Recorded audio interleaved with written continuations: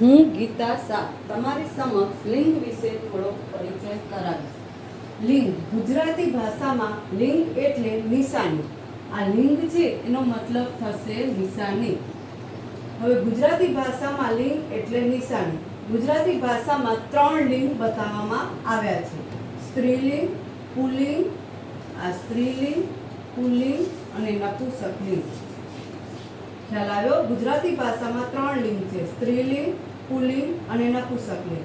હવે આપણે પહેલા સ્ત્રીલિંગનો પરિચય મેળવીએ. જે કેવી એવો પ્રશ્ન પૂછતા જે જવાબ મળે તે સ્ત્રીલિંગ.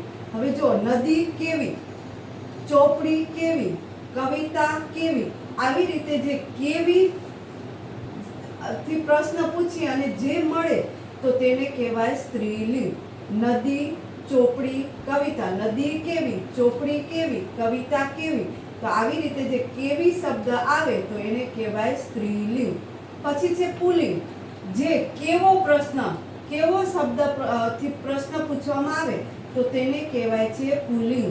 હવે જો પર્વત કેવો, ગ્રંથ કેવો, છોકરો કેવો, તો આવી રીતે જે પ્રશ્ન પૂછવાથી જે મળે તેને પુલ્લિંગ કહેવાય છે. પછી છે નપુંસકલિંગ. નપુંસકલિંગમાં શું છે? જે કેવું પ્રશ્ન પૂછીએ ને જે જવાબ મળે તે નપુંસકલિંગ કહેવાય. તો જો પુસ્તક કેવું, પાપ કેવું, પુણ્ય કેવું, આવી રીતે જે પ્રશ્ન પૂછવાથી જે મળે છે તેને નપુંસકલિંગ કહેવાય છે. આ રીતે ગુજરાતીમાં 3 લિંગ છે: સ્ત્રીલિંગ, પુલ્લિંગ અને નપુંસકલિંગ. હવે તમે માર્ક કર્યું એક વસ્તુ કે જો અહીંયા ચોપડી, અહીંયા છે ગ્રંથ અને અહીંયા છે પુસ્તક.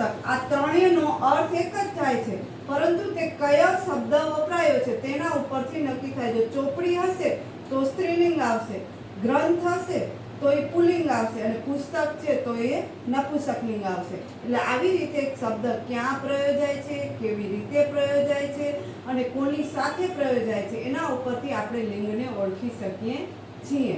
જો આવી રીતે 3 લિંગ ગુજરાતીમાં બતાવવામાં આવ્યા છે: સ્ત્રીલિંગ, પુલ્લિંગ અને નપુંસકલિંગ. જો તમને આ લિંગ વિશેનો મારો વિડીયો જો ગમ્યો હોય તો આ વિડીયોને જરૂરથી લાઈક કરજો, શેર કરજો અને જરૂરથી સબસ્ક્રાઈબ પણ કરજો.